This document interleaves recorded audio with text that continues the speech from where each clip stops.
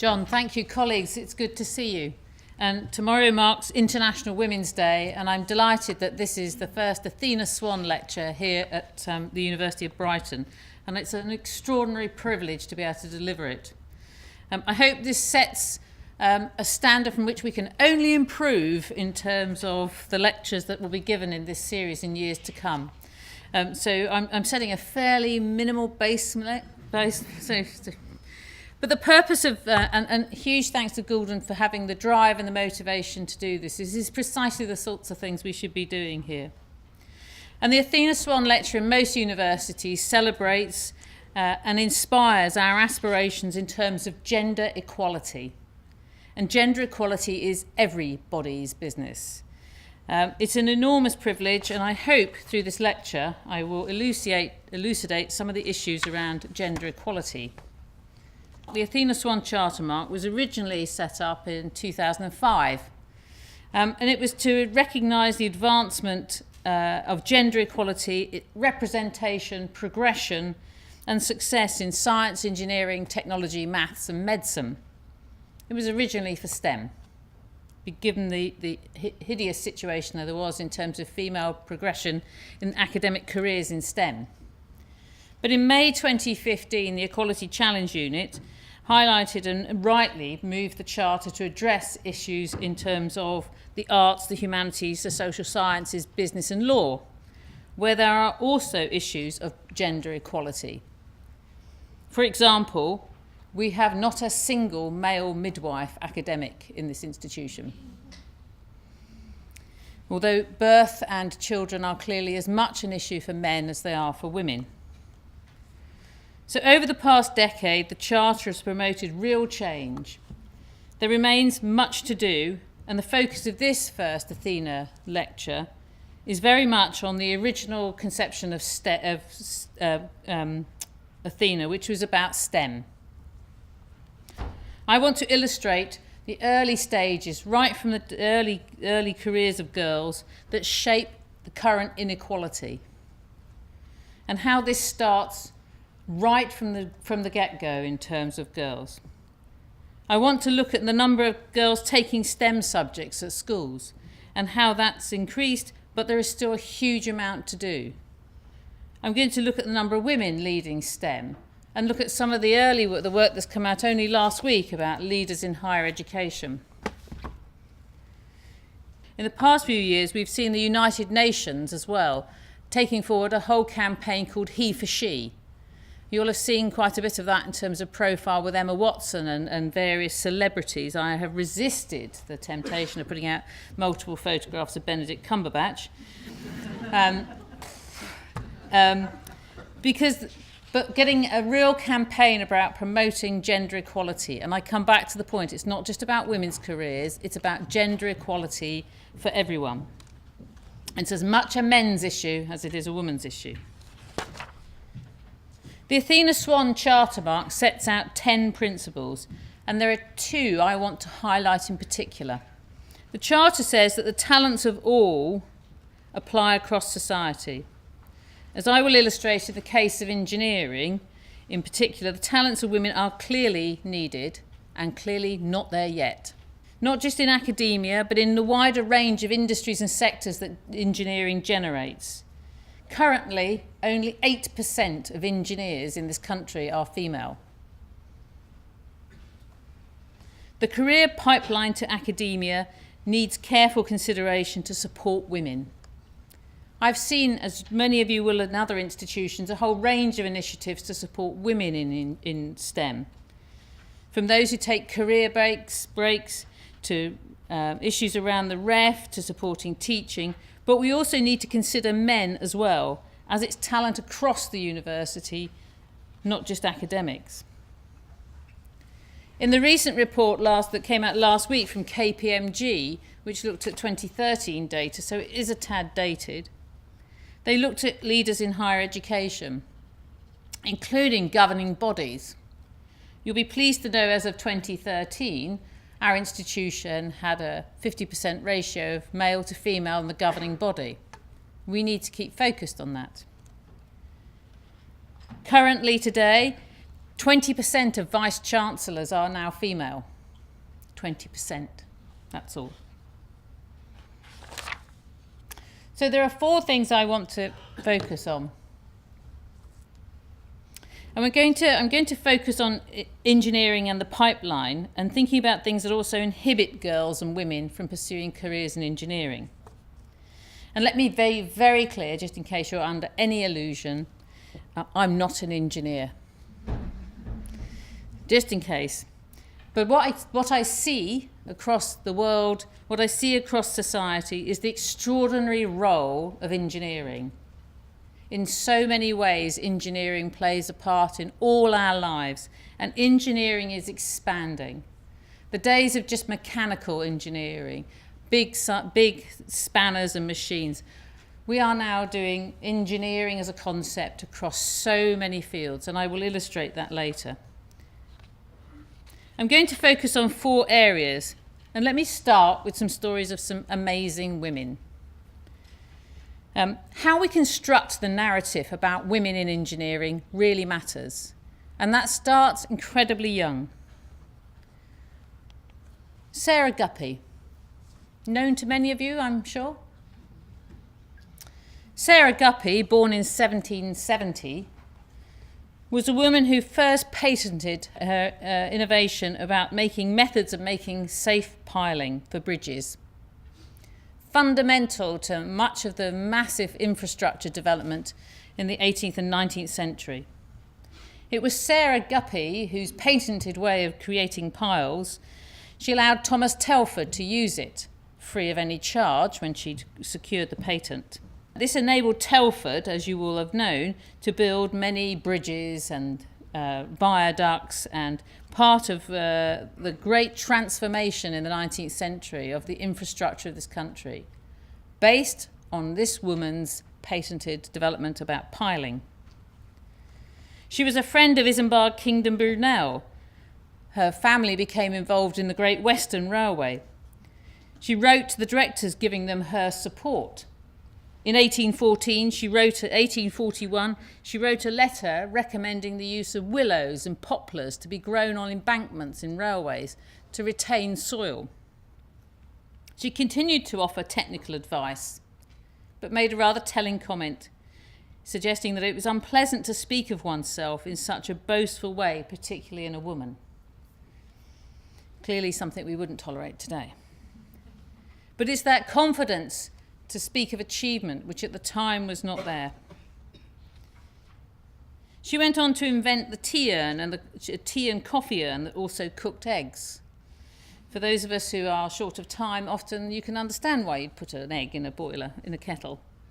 A fire hood and a candlestick that enabled candles to burn longer, which if you've only got a few and you can only afford a few, matters. She made a significant improvement in ships' caulking and barnacle prevention. And you might suggest that this was an early manifestation of a major area of marine engineering, tribology. Telford, as you know, went on to be a pioneer civil engineer, much vaunted in history and more often written about in the history books than probably the mention of Sarah Guppy. Victoria Drummond, born 1894. Victoria was the first woman maritime engineer, marine engineer. She was the first female member of the Institute of Marine Engineers. She was in part of the merchant navy during the war, was often under enemy fire, received awards for her bravery, was awarded the MBE, was an extraordinary maritime engineer. Ironically, or interestingly, she died in 1978 in a nursing home in Ditchling Common, close by here. An extraordinary woman in marine engineering. This is my favourite. Tilly Shilling. Tilly Shilling was born in Waterlooville in Hampshire. She went on to study electrical engineering at the University of Manchester, which was not easy at the time, and there was probably fewer of her female in her class than there probably are here. John will be happy about that. This weekend has been the celebration of the 80th year of the first flying of the Spitfire. It was Tilley's work on the carburettor of the Merlin engine that enabled it to fly more efficiently and for fuel flow to work during steep inclines and turns. It was she who did the engineering on the carburettor. This transformed the speed and performance of the Merlin engine, and therefore the performance of the Spitfire, matching it in terms of power with the Luftwaffe. Tilley was also a keen biker. She used to race at Brooklands on the famous banked track. She held the record for a woman on a bike going at something like 107 miles an hour. And she fought off any suggestion that she may in some way, any way, shape or form be inferior to any man. She was awarded the OBE for her work. She has an extraordinary profile, and I'm not entirely sure that too many mentions are made of Tilly Schilling when we talk about mechanical engineering to girls and boys. You will find all the records of her in the Hampshire archive. I only wish I could have met her. And I can't talk about amazing women without sneaking in a scientist. Rosalind Franklin. When James Watson, Francis Crick and Maurice Wilkins were receiving the Nobel Prize for DNA in 1962, Rosalind Franklin had died 4 years earlier at the age of 37 from ovarian cancer. And yet we know now that Rosalind Franklin had actually done a lot of the basic scientific work to prove the concept of DNA and is absent from the award. We should tell stories of inspiring women in engineering and science. We should find these narratives and share them with our young people. History itself creates those frames the way we young people see the world. Should we talk more about women role models? Should we make a greater effort to find them? Should we use their history and tell that? Do we talk about Sarah Guppy or Thomas Telford when we talk about the history of the 18th and 19th century? What do we rule out early in terms of young girls in the construction of their ambition? The evidence from education says that it's not what you rule in, it's what you rule out at an early age. It's the aspirations that you rule out in girls by the ages of 6 or 7. It's the things you tell them that they can't do or you don't actively encourage them to do. When we talk of Rolls-Royce, do we talk of Tilly Schilling? When we talk of DNA, do we talk of Rosalind Franklin? When we talk of engineering, do we talk of Sarah Guppy? The literature and the media create and shape the narrative so early. I can recall having to endure 2 years at school, at secondary school, having to build a dress because my mother thought needlework would be good for me. It was a 2-year experience of attempting to build something, and I don't think I ever quite got there. I was far more interested in taking the sewing machines to pieces and seeing if I could get them all back together again with every piece before the end of a double lesson. There were often things I had to hide somewhere else. The literature that we use as well. If you haven't, if you have girls in your family, if you haven't, or boys, I would absolutely encourage you to read Sandy Toksvik's book, Girls Are Best. It's a fantastic story of all of the things that women have invented. It's very, very straightforward. A woman invented the coffee machine. Who invented the windscreen wiper? A woman. So all these stories about women as inventors. We have all got unconscious bias. It's impossible to be a person without unconscious bias. But I suggest we also need to reflect on our conscious bias and consider that in terms of shaping aspirations. Over the past 2 years in my previous role, one of the things that I'm particularly proud of is this development. In working at my former institution, there was a real aspiration to increase girls into science, engineering, technology, maths and medicine. But there was a view that outreach started at secondary. And my job my opportunity, along with Lord Robert Winston, was to completely change Imperial College's mind that was way too late. Secondary is way too late. We had to start early. And actually what we had to do was support primary school teachers. Something like 98% of primary school teachers in this country have no science qualification, and yet we expect them to teach the science curriculum. So what we did with a online media provider called Twig was create Reach Out CPD, to create a whole set of resources freely available to schools and teachers to help them teach the science curriculum. Because unless we support primary school teachers, we are again just disadvantaging girls who may have aspirations and interests. And primary school teachers have to teach so many things. And if science isn't your discipline, when it's Thursday afternoon and you've got to do rocks, where do you start? So I'm delighted that our School of Education does so much to support teacher education. It's absolutely crucial if we really are going to do something about gender equality. Last year, according to research by the National Science Learning Centre, they interviewed, and the National Science Learning Centre provides subject-level advice and support for teachers with science. They surveyed over 1,200 teachers. 61% they indicated that they were considering quitting. So we have a real turnover and a problem about loss of teachers. Some of them suggested that was not that they didn't love teaching, but they hated the bureaucracy and the excessive expectations on teachers. So what do girls do when they go to school?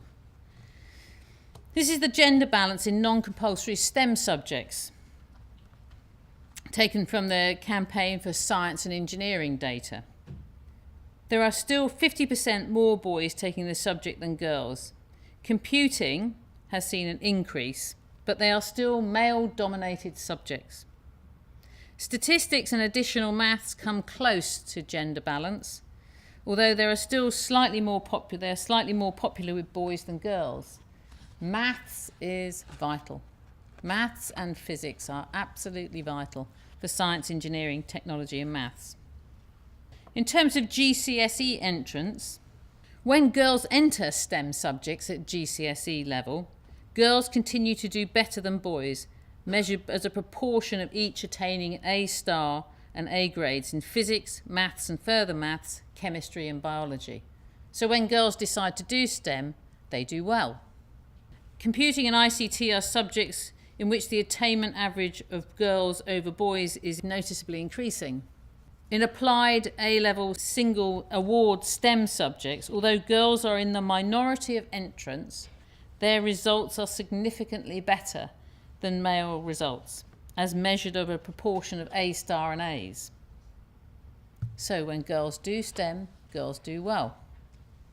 In 14-15, there was an overall reduction in both girls and boys taking STEM subjects, especially in biology, chemistry, physics and science, which is a wider concern. But again, there was an increase in the number of girls entered into STEM GCSEs, and there was a similar number of girls and boys in biology, physics and chemistry at GCSE. There are only a small number of girls taking engineering, but that has doubled since 2013. And in terms of attainment, A star to C grades, girls continue to outperform boys on all but three of the 16 STEM categories. So when girls do this, they do it well. Attainment in A star grades, girls outperform boys in 15 of the 16 STEM categories. In construction alone, 100% of girls who entered construction achieved an A star or C to C. Every year, Engineering UK produces an extraordinary report of the state of engineering. Some fantastic, fantastic data talking about the state of engineering, from primary to mature engineering. From the data that they've gathered in 2016, if you take a cohort of 1,000 11-year-olds, it is likely that only 13 girls will get an A-level in physics. Physics is vital for engineering. And only 3 out of that 1,000 will end up with a degree in engineering or technology. That's a ridiculously low level of girls and women going into engineering. At the same time, we know that the proportion of young people are increasingly understanding what engineering does and the scope of engineering.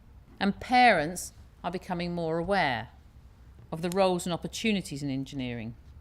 So there is a shifting view and appreciation of engineering. But there is still a large number of girls who do not make it through the pipeline, who do not select this route.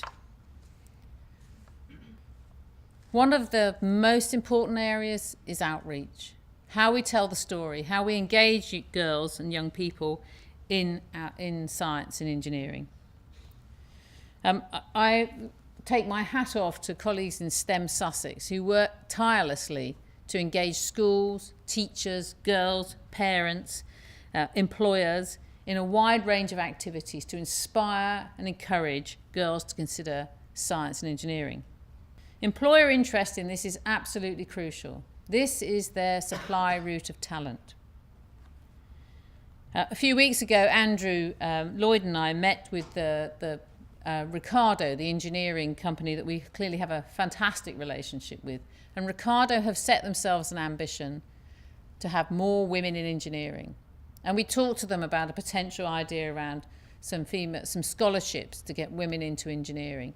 The chief officer, the chief executive of Ricardo, has set that as an ambition for the whole company because they're losing out on talent by not attracting women into their business. So for employers, this isn't a nice to do, it's an absolute necessity for the future workforce. Women in Science and Engineering, the campaigning organisation, makes enormous efforts to support schools and teachers and to recognise young engineers, women who are coming through making a difference in a whole range of engineering areas. But in most of these cases, the funding for these organisations remains something that's in a constant state of flux. There are always cuts, and where those cuts happen, they invariably happen to these sorts of activities. So we need to fight hard to maintain our funding and outreach and to make sure we use it to good effect.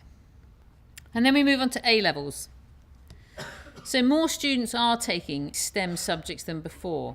Over 33,000 exams were entered in 2015, which is up on 2014. So more STEM exams are taking place. The rise is mainly due to more students taking maths. So the message about the importance of maths is increasingly getting through. But psychology and computing also saw modest increases. And thankfully, psychology is nicely statistical.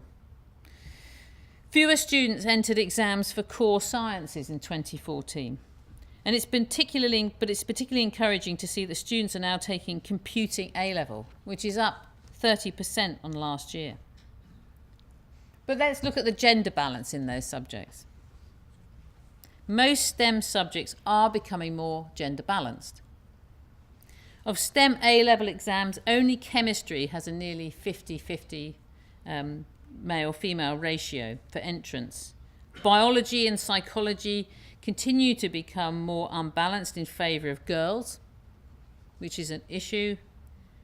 But physics and computing have increased the proportion of girls taking exams in these subjects, although they are still way off being gender balanced. Only 20% of girls do physics. Physics is crucial to engineering. When it comes to choosing a narrower number of subjects at A-level, by which stage pupils have a career in mind, gender stereotypes and subjects and jobs still loom large in the minds of teenagers. The country needs to reframe, we all need to reframe the way STEM and engineering and these careers are presented to young women, and to increase the number of them entering the technical professions. Richard Robinson, the chief executive of civil infrastructure for EMA, said that young people, in particular young women, need to hear about the exciting and intellectually challenging world of engineering. To build a better world, from designing suitable, sustainable transport and energy infrastructure to protecting people from floods and planning cities. If more teenagers were aware of the opportunities to travel the world and work on high-profile projects that really benefit society, the numbers, he's convinced, entering the professions would increase. Moves such as Engineering Without Borders and international projects making a real difference using those skills of engineering matter in terms of changing mindsets. And engineering itself is changing. From hardware to software, from bio to civil, from refineries to trabecular networks, engineering is everywhere. I had the pleasure of working with a particular mathematician and engineer, chemical engineer, and their work was on the trabecular network, the fluid flows in the eye. And on the basis of that, their work led to the calculation of the absorption of gas, which influenced the way in which ocular surgery was undertaken. That's engineering. And what about us? This is the University of Brighton data from 2011-12 through to 13-14. So I acknowledge that 14-15 might have seen a staggering change. I'll leave John to talk about that later. But in computing, engineering and maths, this is the student profile in terms of level. I think this data tells its own story. Of enrolled cohorts, you'll see that the number of undergraduates in engineering, the number of undergraduates is something we need to consider. This is the number by particular discipline. So here again, in 2012-13, of that total cohort in engineering, only 65 were female of the total enrolled students, with 507 being male. My sense is we can do better. My sense is we really should do better. We should do more and own the issue about how we encourage women into science, engineering, technology, maths. Mathematics has a better story to tell, but more girls are doing maths. But in computing and engineering, we really should set ourselves a challenge to do more. Because unless students come through this route, not only are we compromising engineering in terms of the industry, but it's going to be hard to see how we create a real change in the academic community. Women is the campaign for women in science and engineering drew together this data to illustrate where the undergraduates are. So women from UK universities with a STEM degree in 2015. There was a drop of nearly 5% of women graduating with a STEM degree. So in mathematical sciences, women only make up 40% of the sector, and that was a drop, but that's 40% of the sector, that's not too bad. Because if you look at engineering and technology, women make up only 14% of the sector, with a very small increase in the number of women graduating with degrees in engineering and technology. And in architecture, building and planning, and we have architecture, we have civil engineering, we have town planning here at the university, women make up a third of the sector. We could do better than that. And then when you look at all STEM undergraduates in 14-15, obviously subjects allied to medicine, that's as much a gender issue as is the situation in engineering and technology. We have not a single male academic in midwifery. So gender bias is everywhere. And as I've indicated, the industry is particularly exercised about this. You'll have heard presumably of the work at Hinkley Point. So EDF, which is the global energy provider, which is a French company fundamentally, EDF have invested a huge amount of resource in training and finding the next generation of engineers. Pretty curious is their programme reaching to girls in schools. At Hinkley Point, they have started work already to create a whole infrastructure to support skills and qualification development for not just the nuclear provider and the reactor, but for the whole construction. It's going to take them 30 years to build the reactor, and then it has to be run. So EDF are investing in a school, in apprenticeships, in foundation degrees, in undergraduate, postgraduate, and CPD. There is an entire academic infrastructure being put in place before they even start breaking ground, because they know full well that unless they build that infrastructure, unless they have that skills pipeline, they will not have enough people to run that facility for the years to come. If you are involved in outreach, you may find it interesting to look at Pretty Curious. And I go back to the engineering report for 2016 to put this in the context of the challenges facing the engineering sector in the UK. Engineering generates about 27% of our total GDP. Engineering is everywhere. This is a vital sector, a vital set of skills.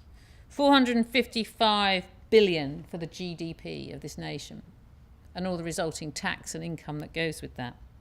And engineering supports they estimate about 14.5 million jobs in the UK. This really matters in its reach. And every time a new job is created in engineering, there are 2 or more in the supply chain somewhere. So engineering companies, based on their 2016 analysis, estimate that they need another 182,000 engineers by 2022. That's only 6 years away. That's 2 graduating cohorts. And if they can't find them here, then they will find them elsewhere, or they will move their businesses to where they can get that labour. So I think there's a real opportunity in terms of how we grow engineering, science, engineering, technology and maths. But they are quite alarming figures to be achieved in just 6 years in terms of the workforce. So we need to do more. We could do more. I think we should do more. Gender equality is everybody's business. It's not a woman-only issue. It's as much men. It's all of our issue. It's our families, it's our media, it's construction of image, as well as the experience in university. We should do more to support schools and teachers, because these things start early. It's what we rule out which is often more powerful than what we rule in. And despite the fact that my mother ruled in needlework, I have resisted a career in needlework. So outreach and role models really matter. I was talking recently to a member of staff whose daughter is thinking about engineering, is thinking about science, and asked the question, do we have Bring Your Daughters to Work Day? Do we have Bring Your Children to Work Day? Do we inspire them? Do we get them into our community and inspire them with the things that we do? Because we do some extraordinary things. We all need to explore our conscious and unconscious bias about how we construct and create those choices for people. And I think we should share the possibilities and the scope of engineering in the 21st century, because it is changing extraordinarily. It is an extraordinarily exciting area. Forgive me for, I slightly wish I'd had the opportunity to be an engineer other than obviously a needleworker, and that didn't work. So we have that opportunity to really explain some of the extraordinary science and engineering that we do. By way of suggesting that we begin to think about our experiences of gender inequality, you'll be delighted to know that the Equality Challenge Unit has selected a number of universities to take part in a national survey examining STEM academics' experience of gender equality. It's called the Asset Survey 2016. So there will be some publicity coming out about this, because we're seeking academic input to this. So please, if it comes to you and you get an opportunity to take part in the survey, please do, because that will help inform the Equality Challenge Unit and its work. And in terms of thinking about future university strategy, I want to set us all a challenge.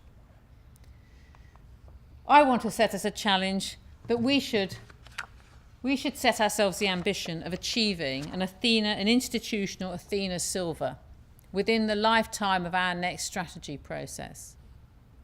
I think we can do that.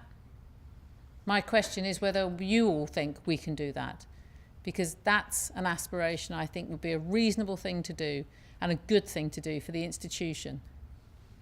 And finally, just in case you weren't aware, the 23rd of June is National Women in Engineering Day.